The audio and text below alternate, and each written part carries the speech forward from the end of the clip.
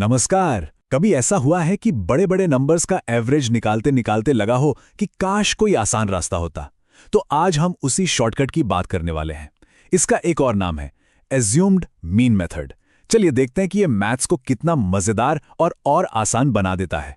सोचिए, जब डेटा बहुत बड़ा हो तो एक एक नंबर को जोड़ना और फिर उसका औसत निकालना कितना थकाऊ काम हो सकता है ना? बस यहीं पर शॉर्टकट मेथड एक तरह से हमारी मदद के लिए आता है। तो चलिए इस मुश्किल को आसान बनाते हैं। तो पेश है शॉर्टकट मेथड। अब देखिए, इसको शॉर्टकट कहने की एक वजह है। ये सच में एक स्मार्ट तरीका है। ये सिर्फ हमारी मेहनत ही कम नहीं करता, बल्कि होता यह है कि ये बड़ी बड़ी संख्याओं को छोटे सिंपल नंबर्स में बदल देता है और इससे गलती होने की गुंजाइश भी काफी कम हो जाती है। अच्छा, पहली नज़र में ये फॉर्मूला शायद थोड़ा डरावना सा लगे, है ना? पर घबराने की कोई बात नहीं है। असल में ये बस कुछ बहुत ही सिंपल चीज़ों का मेल है। एक हमारा अंदाज़ा है जिसे हम ए कहेंगे, फिर उस अंदाजे से हर नंबर कितना अलग है वो है डी, और डेटा में टोटल कितने नंबर्स हैं वो है एन।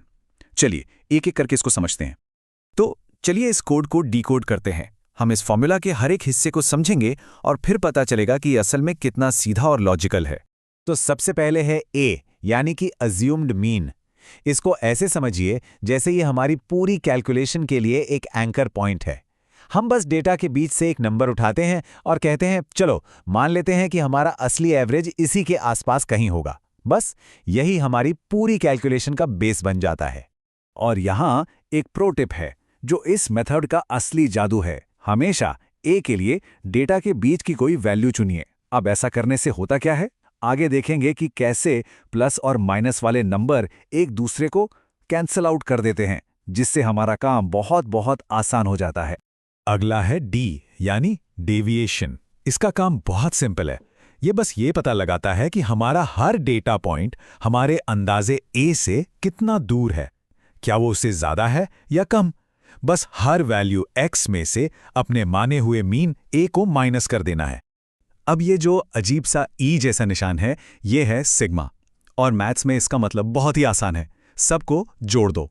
तो सिग्मा डी का मतलब हुआ पिछले स्टेप में हमने जितने भी डी निकाले हैं ना, उन सबको बस जोड़ देना है। और आखिर में सबसे आसान हिस्सा एन। ये और कुछ नहीं, बस हमारे डेटा में टोटल कितने आइटम्स हैं उसकी गिनती है।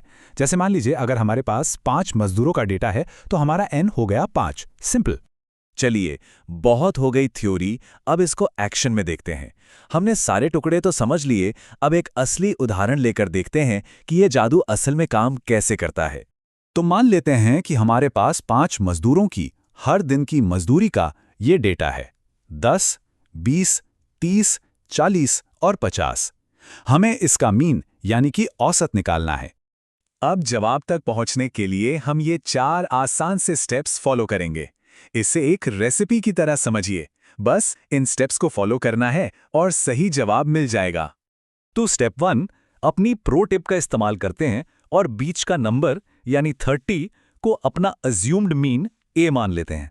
अब स्टेप 2, हम हर मजदूरी में से 30 को घटाते हैं।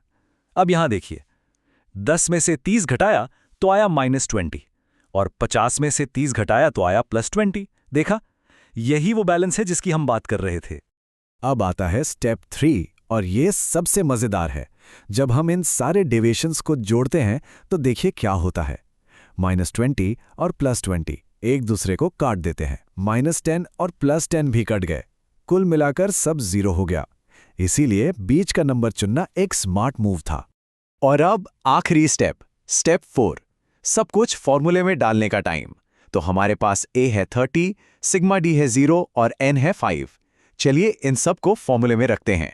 तो आप देखिए, 0 को 5 से डिवाइड करेंगे तो 0 ही आएगा। तो हमारा फॉर्मूला क्या बन गया? 30 + 0 यानी कि 30। और बस यही है हमारा एवरेज, 30। तो देखा, हमें जवाब तो बिल्कुल वही मिला जो सारे नंबर्स को जोड़कर और 5 से डिवाइड करके मिलता। लेकिन हमारा काम कितना कितना आसान हो गया। हमने बड़े बड़े नंबर्स के साथ नहीं, बल्कि छोटे और सिंपल नंबर्स के साथ कैलकुलेशन की।